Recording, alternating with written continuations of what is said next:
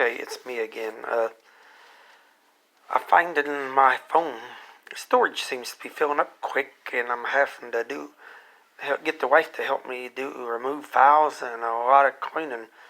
Eventually, I guess I'm gonna have to either get a phone with more storage or a webcam or something. But anyway, until I can do all that, I'll muddle through as best I can with what I got. And a quick update as to what I'm attempting to do. I've been trying to make several videos so I can post videos on both YouTube and Rumble. The ones that eventually I want to work around to posting the same video on both sites or platforms. But at the moment I haven't got that all worked out. But anyway, for today's little rant, it's not quite as Bible based as what I normally do, but I do think it is important. You read things and stories about these animals, these poor dogs being mistreated or poor livestock being mistreated. A lot of that, I believe, is propaganda from animal rights organizations. And I'm not talking about animal welfare. There is a difference. I'll sum it up. Animal welfare, I'll sum up as don't kick your dog. If you own an animal, you have a responsibility for species correct care and so on and so forth. Animal rights are just eliminate animals and human interaction pretty much altogether. That's what a lot of them want. Make everybody go vegan, no hunting, no fishing, no livestock. Some of them are against pet ownership, even in working dogs. Most people, I do believe, treat their animals correctly. And the farmers, it's in a farmer's best interest to treat his livestock correctly. I mean, if you believe all the animal rights propaganda, you'd have to believe two things that I believe are false. One, you'd have to believe that every farmer is horrible, no ethic jerk, and just mean, cruel, and sadistic. That's absolutely false.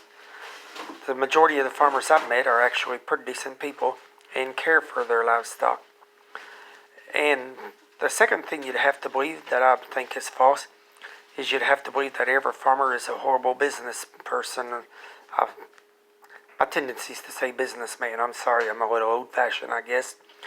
But most farmers I've met are actually pretty good, You think about it. If you're going to make a living off of raising animals, it's in your best interest to treat that animal decent and correctly.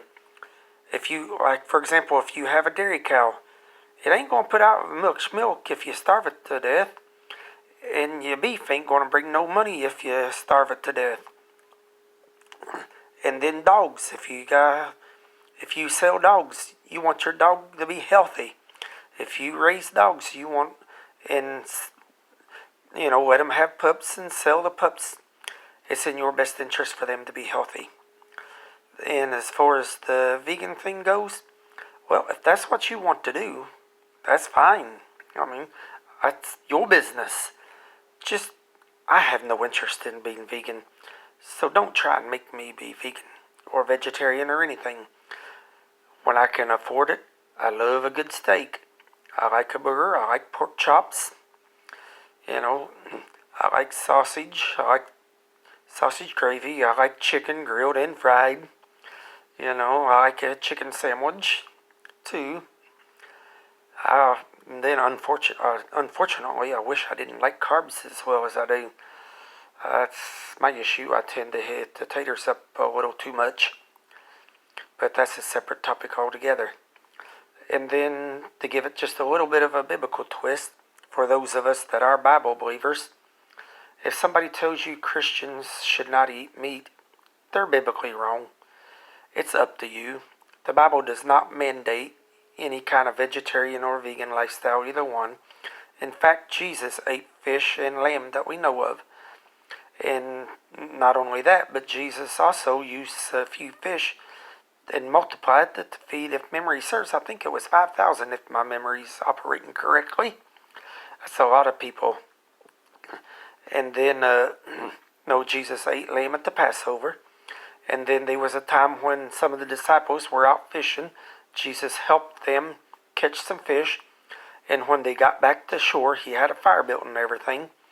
So, you know, there's no biblical basis to demand that people stop eating meat. If you don't want to eat meat, that's your business. But leave the rest of us alone. Thank you. Good night and God bless.